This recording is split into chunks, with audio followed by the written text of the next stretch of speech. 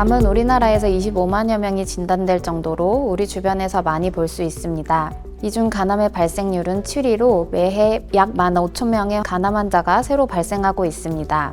간암의 치료법으로는 크게 간이식, 간절제술, 고주파 열치료술, 경동맥 화학색전술, 방사선 치료, 항암 치료 등이 있고 주로 BCLC 스테이징 시스템에 의해 환자의 병기를 설정하고 치료법을 결정하게 됩니다. 수술이 가능하지 않은 간암의 경우 환자 보호자들은 치료가 어려운 것으로 생각하고 실망하게 되는데 사실 간암 진단 시에 수술적 치료가 가능한 환자는 10에서 15% 정도로 그렇게 높지 않습니다. 따라서 많은 수의 간암 환자들이 개개인의 병기, 간 기능 평가 등에 따라 그 외 비수술적 치료를 시행받게 됩니다. 비수술적 치료 중 많이 시행하는 치료로 고주파 열치료와 경동맥 화학색전술에 대해 자세히 알아보도록 하겠습니다.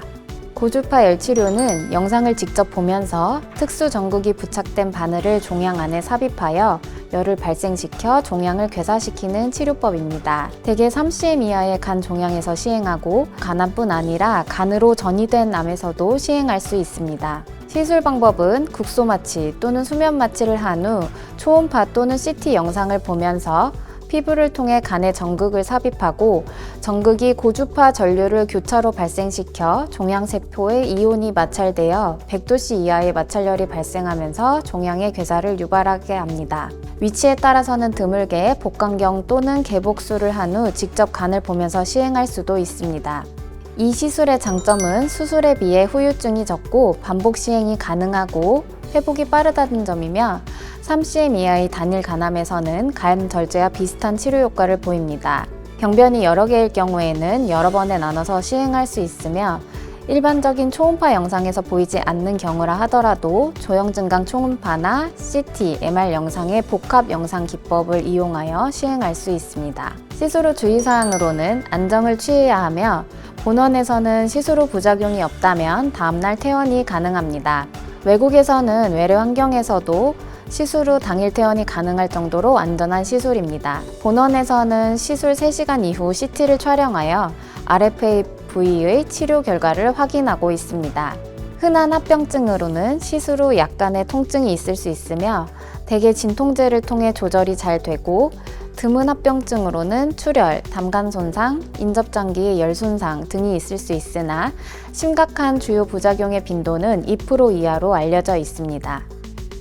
경동맥 화학색전술은 대동맥으로 가는 관을 넣어 간 동맥에서 나오는 간암에 공급되는 동맥을 찾아서 항암제와 색전 물질을 주입하여 간암으로 가는 혈류를 차단하는 치료 시술입니다.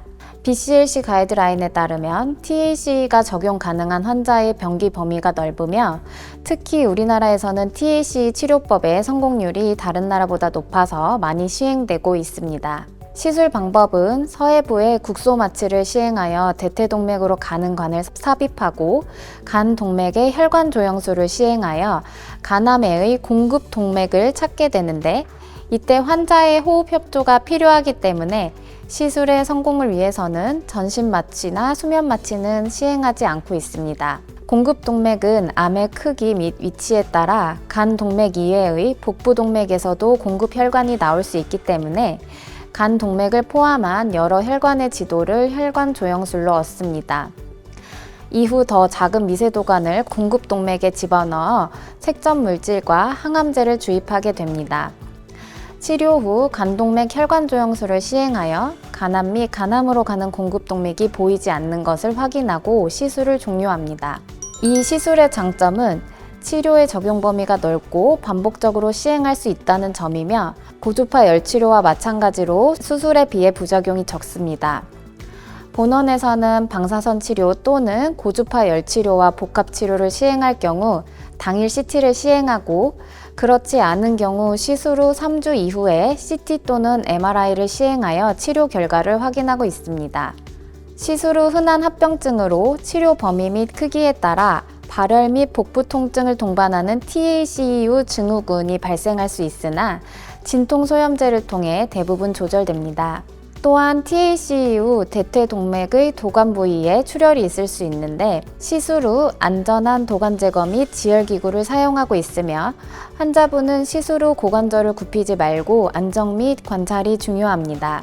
비교적 최근에 가능한 시술로 방사선 색전술이 있는데 이는 경동맥 화학색전술에 항암제 및 색전물질 대신에 이트리움 90라는 방사선 동위원소를 탑재한 세구를 종양혈관으로 보내어 방사선 동위원소에서 나오는 에너지와 미세한 세구들에 의한 색전 효과로 종양을 괴사시키는 시술입니다. 본원에서도 곧 이 시술이 가능하도록 준비 중입니다.